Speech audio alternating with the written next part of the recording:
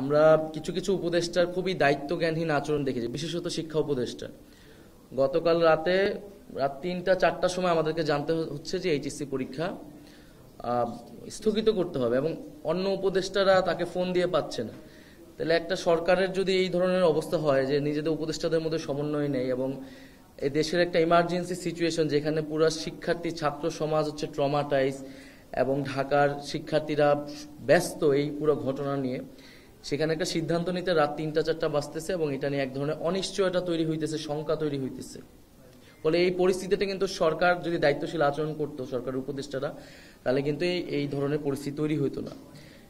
দ্বিতীয়ত হচ্ছে আমরা গতকাল রাত থেকে দেখতেছি যে লাশ গুম করার এক ধরনের প্রচারণা আমরা দেখতেছি। তো সেই জায়গায় সরকারের জায়গা থেকে আসলে সঠিক বক্তব্য আসা উচিত ছিল, আসলে ঘটনাটা কি এবং এই ধরনের কোনো ধরনের ঘটনা যাতে ঘটার সুযোগ না থাকে।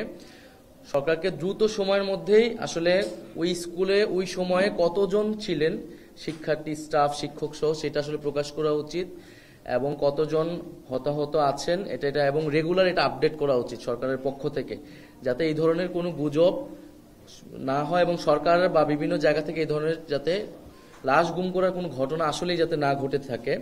ফলে সরকারকে সঠিক তথ্য প্রকাশ করতে হবে এবং এটা প্রচার করতে হবে ব্যাপকভাবে। সেটার জন্য নিহতদের এবং আহতদের সঠিক সংখ্যা নিরূপণ করতে হবে। আর যেটা আমাদের ডক্টর তাসনিম যারা বললেন যে আহতদের চিকিৎসার ক্ষেত্রে এবং দীর্ঘমেয়াদী পুনর্বাসনের ক্ষেত্রে যে পদক্ষেপগুলো নেওয়া উচিত, আমরা সেগুলোর দাবি জানাচ্ছি। পুরা ঘটনার একটা নিরপেক্ষ তদন্ত হওয়া উচিত যে কেন আসলে এই ধরনের বিমান দুর্ঘটনা ঘটলো।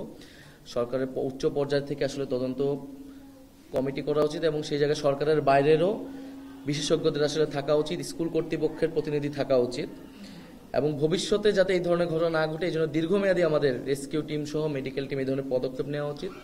আর সর্বোপরি আমরা শিক্ষার্থী সমাজ এবং জনগণ সবাইকে ধৈর্য ধরার এবং শান্ত হওয়ার আহ্বান জানাচ্ছি এবং সকল রাজনৈতিক দল, সামাজিক সংগঠন যাতে ভুক্তভোগী পরিবার, ছাত্রদের পাশে এবং সরকারের পদক্ষেপগুলোর পাশে দাঁড়ায় এবং সহযোগিতা করে।